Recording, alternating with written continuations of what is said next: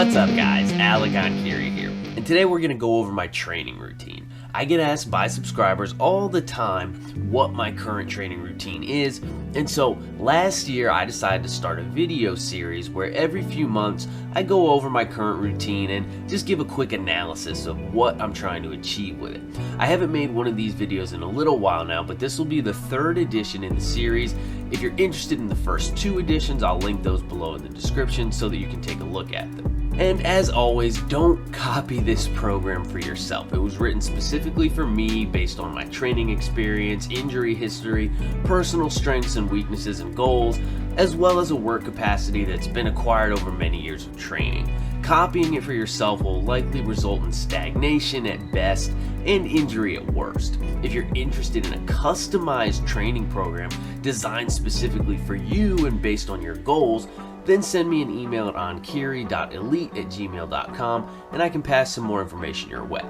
And with that out of the way, let's jump right into the program.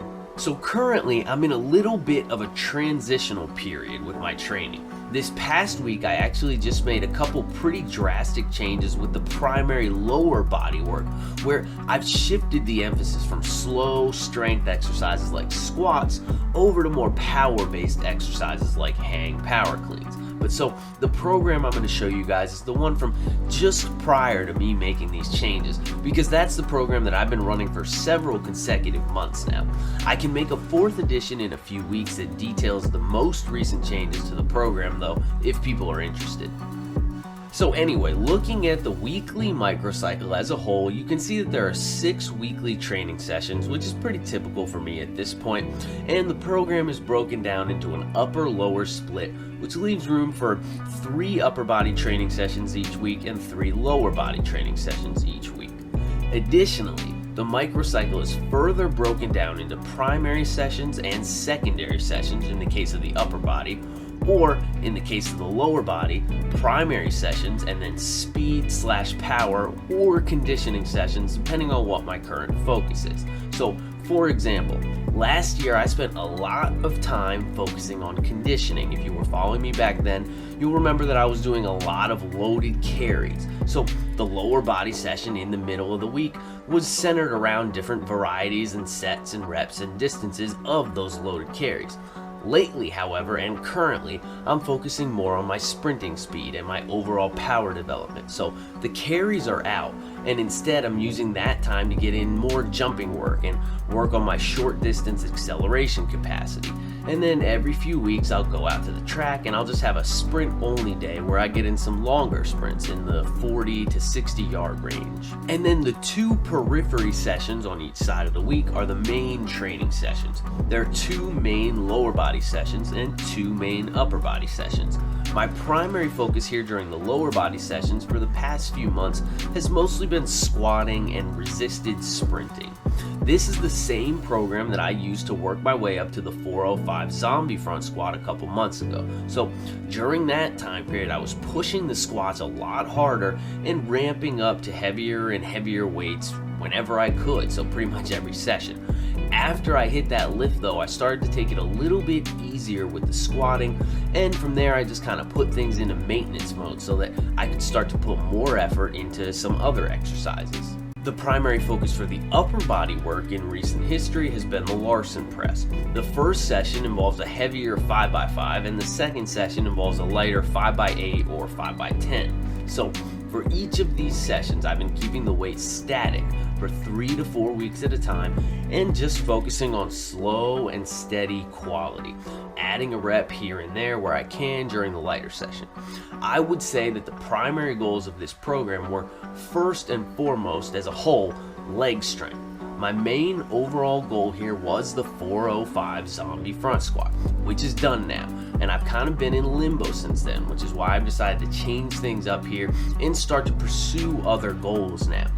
In addition to that, as far as the lower body stuff goes, I've been working on global power development as well, but it hasn't really become the focal point of things until very recently. I've been putting in a lot of quality work on the heavier resisted sprints, as well as the jump squats and the swings, which are all just a lot of fun. And then as far as the upper body work goes, I've just been trying to slowly build my pressing and pulling strength and put some more muscle on.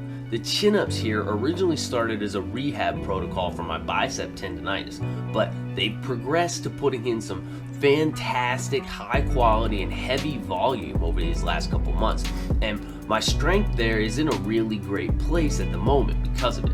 And the Larson press I've detailed several times in my vlogs, but basically I'm just using it to work on my raw pressing strength.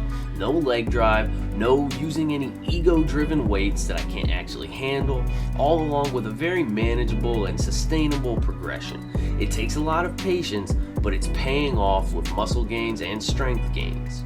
Now that you guys have seen kind of the global focus of the program, let's take a quick look at each of the individual sessions as well. So starting with session 1, which is the first main lower body session of the week, here we kick the day off with the zombie front squat, with the goal of ramping up to a heavy or moderately heavy triple.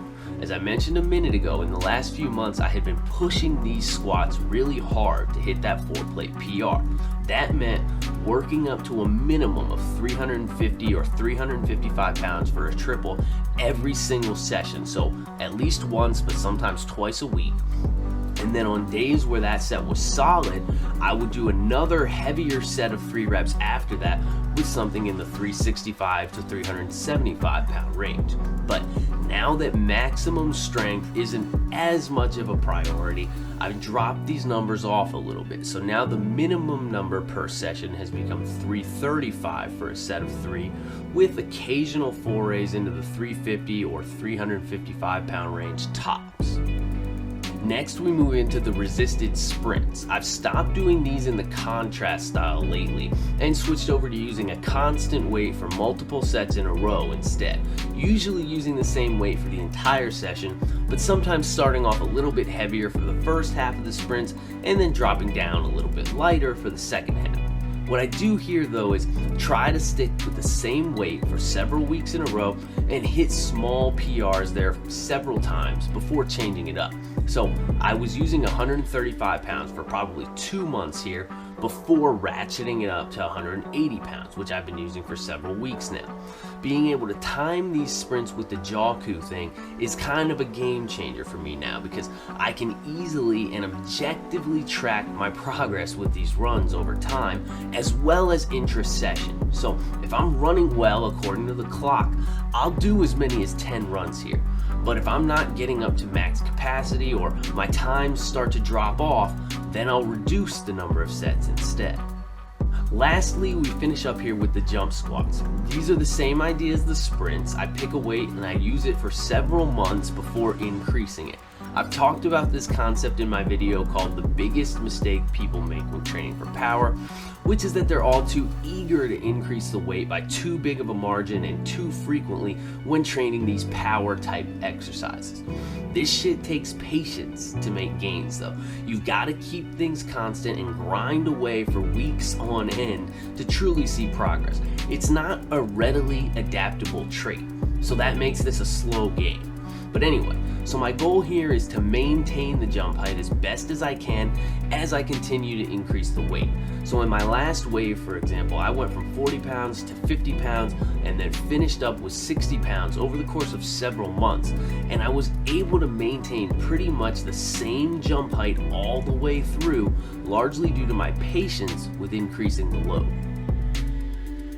Next up is session 2, which is the first main upper body session of the week.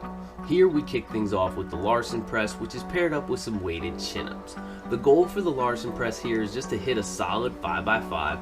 All the reps are paused for a second on the chest, with the weight being increased by just 2.5 pounds after 3 or 4 sessions using the same weight. and then I pair those up with a 5x5 on the weighted chin-up, with the same idea here as the Larson press. Every rep is done from a dead hang in the bottom, no stretch reflex on any reps anymore, as this makes the reps more consistent. Plus, I'm pretty sure that is what initially caused my biceps tendonitis anyway. With this exercise, I've been increasing the weight by just 2.5 pounds every 2 or 3 weeks. I started with just 45 pounds here, and I've worked up to several easy 5x5s with 80 pounds at this point, which is great volume for me. So it's really a big focus on quality and patience with these two exercises, and those ideals have been paying off big time these last few months. And then I finish up this session with a little bit of strict pressing, either from the shoulders or off of pins, and I pair these up with a few sets of face pulls, just 3 sets each here, with a focus on accruing a bit more complementary, high quality volume, and then just slowly increasing the load over time. Next up is session 3, which is currently our speed and power day for the lower body. This is the day where I try to get out and move around and, train like an athlete, usually without any weights involved. So for a little while, I was starting this session off with those one-legged speed hops that I've shown a few times on here. And currently I'm kicking it off with these reactive box jumps right now, where I work up the box height with every set and just focus on seamlessly absorbing the ground contact force and then spitting it back out as I leap back up onto the box. After that, I've been working in a combination of different short sprints, usually multiple 10-yard sprints until I feel like I'm moving well, and then extending it out to 20 yards after that for a few more runs. And then I finish up the day with a little bit of dedicated posterior chain work, either with my homemade reverse hyperextension or a few sets of lightly loaded hip thrusts. And then a secondary option for this session at the moment is to just hit the track and work on some 40s and 60s just to make sure that I can keep my groove going at higher running speeds.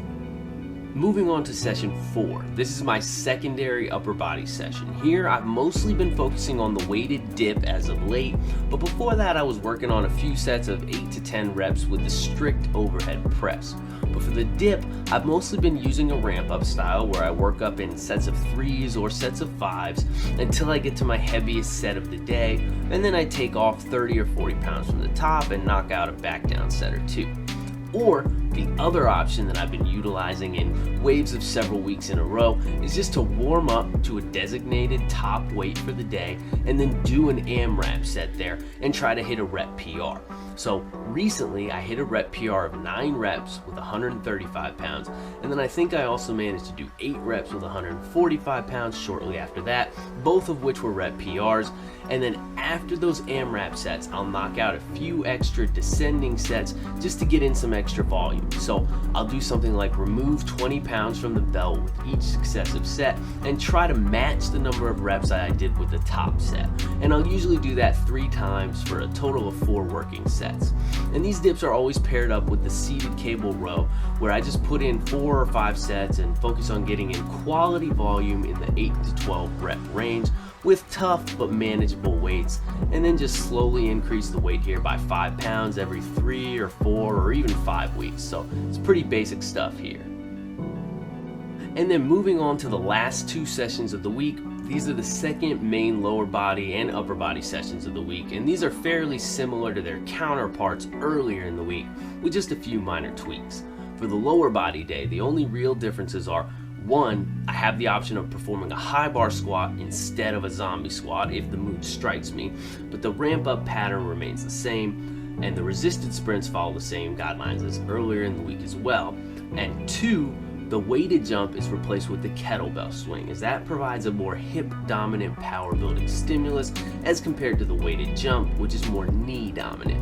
The kettlebell swing also has the added benefit of heavily working the stretch shortening cycle around the hips, which in the long run is going to be helpful for my sprint oriented goals. I also add a little bit of band tension when I perform this exercise in order to magnify that stretch shortening effect, as the band pulls the kettlebell back during the eccentric with far more speed than it would attain otherwise, meaning the force that the hammies and the glutes have to absorb during the turnaround is far, far greater than it would be otherwise. I like to do anywhere from 3 to 5 sets here, usually in the 10 to 15 rep range, but sometimes I'll go all the way up to 20 if things are feeling good. And then for the upper body day, the only real differences are, one, the rep range for the Larson press. Instead of a 5x5, I start off here with a 5x8, and I work my way up to 5x10 with the same weight over the course of several weeks. So this session is a lighter, more volume-oriented session as compared to earlier in the week. And the only other difference is the secondary movement. I've been using weighted dips for the volume work here lately as compared to earlier in the week where I've been focusing on the strict overhead press.